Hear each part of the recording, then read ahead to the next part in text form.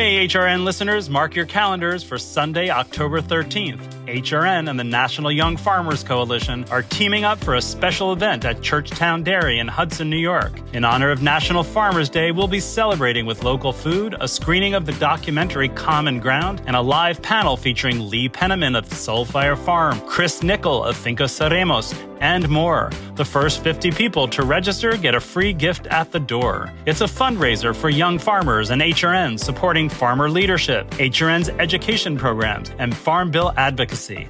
Don't miss out. Head to support.youngfarmers.org/CGFilm to reserve your ticket today. You're listening to Heritage Radio Network.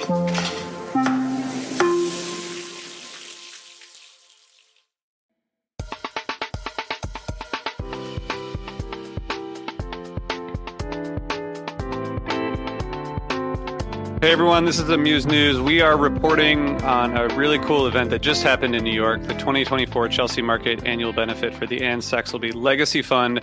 So well over 100 chefs and restaurants came together to raise money for this charity, which was founded by HRN founder Patrick Martins in honor of his late wife, Anne Saxelby.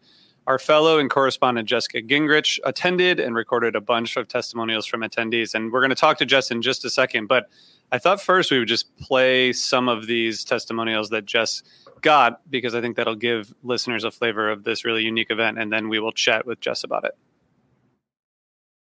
My name is Catherine Irizarry. I'm the head pastry chef at Gage & Tollner in Brooklyn, New York. It's really amazing to participate in this big event honoring, Anne Saxelby's legacy.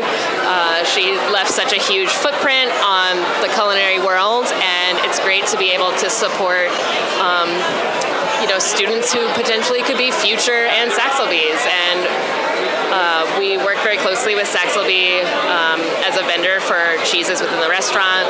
So it's really, an honor to be asked to participate and kind of keep that, great relationship going and to honor Anne's legacy. All right, so my name is Albert DeMeglio. I'm chef partner of Burano Restaurant. Anne was a pillar of the community for quite some time, and it's amazing what Patrick's doing to continue the legacy of what she believed in. And anytime Patrick asks me to do something, I'm there for him. He's an amazing person, and he always has the best interests of others in mind. So people like that I like to surround myself with. My name is Alex Reich, and I have La Vara, Chiquito, and St. Julibert. This event means a lot to me because Anne and I were friends, and I knew Anne from very early days, even before she opened her cheese shop. I think I met her in like 1998, but at Murray's or something. But I always went to a cheese shop because it was in Essex Market, and I worked in the Lower East Side, and I live in the Lower East Side. So I would see Anne every day for many years. I'm not just glad that they did this in her memory and in her honor, but also I love coming here because it makes me feel very hopeful. Everybody felt that way about her. She was like very, very special. And I think especially now, like to come to an event like this and there's like love for her and people wanting to keep her memory alive. And it's so easy to do because she was so loved. Chris with Lilac Chocolates, oldest chocolate house in Manhattan, 101 years old. And how many? 101 years old. 101, wow. Yeah, I look young for my age. And, they asked us to come, and we said, great. And we've been doing it for years. I can't even remember how many years. And it's just been a great event, and I love being involved in the community. My name's Corey Cook, and I work for Smoking Goose out of Indianapolis, Indiana. The cause is super important. I mean, it's wonderful to support not just the food community, but especially the folks that are growing up within the food community. I mean, everybody eats better when we support folks that are learning. My name is Emily, and I own Colony Restaurants and Pips and Grand Electrica, and we're here with Pips tonight.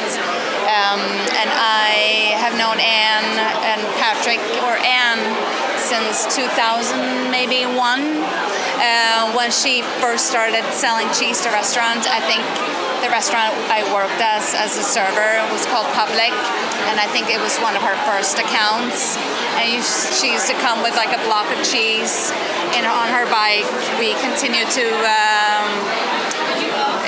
buy cheese from her when I opened my own restaurants, which was 15 years ago now, and and we had an amazing relationship, and this is such a special event. Like, it's super impressive. It's such a fun event to work because just the variety of restaurants, the quality of restaurants that are here tonight, and like the love everyone felt for Anne, like you can feel it. Just kind of sipping through the whole space, and yeah, it's such an honor to be here. My name is Nico Satrian. I work with Babbo Ristorante on Waverly Place and Lupa Ristorante on Thompson. First of all, it's exciting to be here with so many other fabulous restaurants and restaurant professionals. It's an exciting environment. I love to be able to share simple food that speaks for itself without too many complications with as many people as possible. And so the people that are here are fantastic. They're excited about food. They're excited about the restaurant scene in New York City, and we're excited to be here. Suzanne Cups, Lola's restaurant. I mean, I love supporting this event, mostly because I had the opportunity to work with Anne very closely when I was the chef of Untitled at the Whitney Museum, and she really not just taught me about cheese, but she had such an enthusiasm for food, for life, and was just one of those vendors which made me fall in love with being a chef, and really helped me guide my sourcing choices. For her to, carry American cheeses, be really passionate about the people that were making these cheeses, the small businesses, it really translated to what I was doing, and it has shaped a lot of what I do now at Lola's. Michael Anthony. I think most people would respond to your question by saying they would rather not be here because we miss Anne, but we're here to celebrate her legacy, to raise money for young people who want to get into the industry, many of them through the apprenticeships that are appointed through this fund.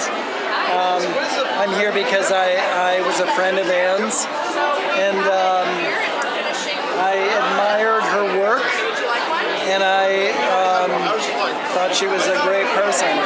So, of course, when Patrick asked if we would help, there's no way we wouldn't be a part of it. So this is the third year, and it's a little easier this year in some ways to look back fondly on her and have fun with everyone, but this is such a well-targeted event, and it goes to really helping people who are like Anne, who are interested in this industry and are exploring and who want to understand it in more detail, and some of them will decide to make a living out of it. Hey, Jess, welcome back. How are you? Hello, Jay. How you doing? I'm doing well. Tell us, I guess first, and first of all, thank you for doing all those conversations. It was really cool, very heartfelt, and it seems like a pretty emotional kind of experience for a lot of people. What were you expecting going in? When you were walking into Chelsea Market that day? That's a great question. I think that based on the description, I was expecting kind of like, a bunch of stands and just a lot of food, but I wasn't. I think what was so magical about it that I didn't expect was how many people had a connection to Anne Saxelby, and like that they were there because of her. And it was really amazing to learn about her through the interviews with people. And I'm so grateful to have had that experience, because I think I was able to see, I was able to enjoy the incredible food, a little too many drinks, but I was also able to see kind of the heart behind it, which was really cool. What was the overall vibe of the event? Was it more celebratory than kind of, I mean, not that anyone came across as solemn, but I mean, there's some heavy emotions around it, but what was the vibe like of the event itself? Oh, totally celebratory. There was a lot of energy, a lot of, people connecting over food with the chefs that, were making it. And so it was a level of connection, a lot of energy, a lot of creativity and light. So even though there are heavy notes, I think it's really beautiful that somebody's life can manifest in that way. Yeah. That, I mean, I just listening to the people that you talked to, and I know that was a handful of the chefs there. It was really cool to learn about, and not just another kind of like food event to promote the restaurant or promote the chef. It seemed like really everyone was invested. What were some of the things that you took away from those conversations?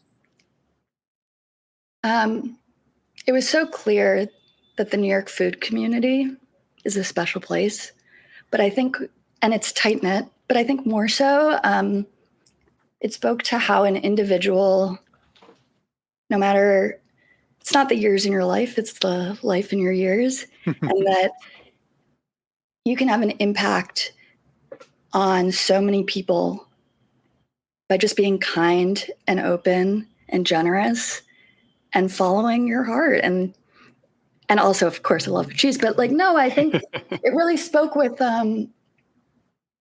what it means to leave a legacy and to live on no matter what.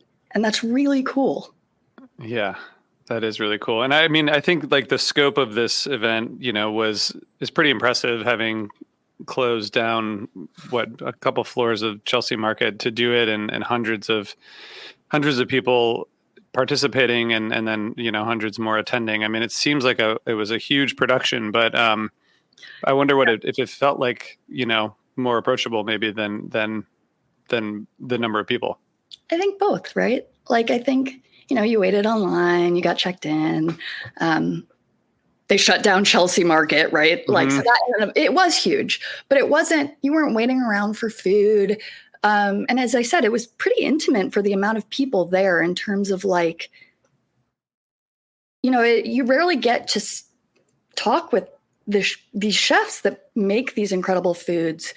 And so there was like a level of intimacy despite its size. So I think it was like a great combination of big and small, and one that I wasn't expecting. And yeah, I think that's a very rare thing for New York, to be able to get both of those right. Yeah, definitely. What were some of your favorite things that you ate food-wise?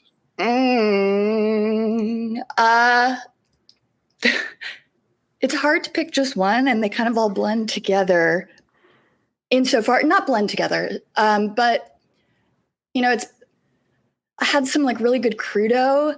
I had, so there was a chef that was making raclette on pieces of bread. I tried like an orange liqueur. Like, there were so many good things that to just say like, oh, best bite, like I would have had to be keeping track, and I really wanted to be in the moment, but there were many good bites. I mean, incredible bites, Yeah, it sounded like everything was a good bite. So you probably had more than you could catalog. And I think that was kind of a surprise too, is that like at that scale, you don't necessarily expect like that level of quality, and like the chefs delivered. Yeah, that's awesome. What was something, and you talked about a couple of things that you were kind of not expecting, but what was the most surprising thing that you encountered? I mean, I think kind of what I said earlier, but just like when I went into the interview, I think the interviews are, that's where I gained kind of the most, I don't know, wonder and surprise. I think I was surprised that such a big event would have so many memories and love and intimacy in it. And of course, those are things that food evokes, right? But when it's at that scale, you just don't expect it. So like there was, I think, a sense of magic with that. And it's like the best of New York City's food community. So yeah, I don't know. That may not be the best answer, but no, I like what and I appreciate that what you're saying about like the, for those of us who weren't there, that just the idea of it being in New York and how that affected it. I don't think that perspective is easily captured. So I appreciate that. Okay. You know, I mean, I think like the fact that there's so much to do in New York. There's so many events. There's so many fundraisers. There's so much food and drink. But and fundraisers can be stale. Yeah. And this was like the complete opposite. That's pretty cool. I mean, for sure. And like the thing too is like there were reflections, of course, of Anne, and just that love was clear, but the commitment to fostering the new generation and like setting people up for success and reinvesting time and energy and presence into the future of food. That's cool. Yeah, that is cool. That is cool. What any lessons that you would take away from like, you make food content, you go to food events, you probably want to do more of all of that stuff. Is there anything you'd take away from this event for the stuff that you're kind of thinking about, or the way that we communicate about food? I mean, it's just a reminder that it's a conduit for so much of human experience, and that it's such a basic way that we connect as humans across cultures, across, gaps as large as death. But it's like there's so much meaning invested in food, and that it's a worthwhile lens to tell stories because it is able to communicate that in a way that I don't think many other things can. All right, that's awesome. That is a great place to end, because that's kind of says it all. And Jess, I look forward to hearing more of your food stories. Of course. Talk to y'all later. Thank you for tuning in. Bye, guys.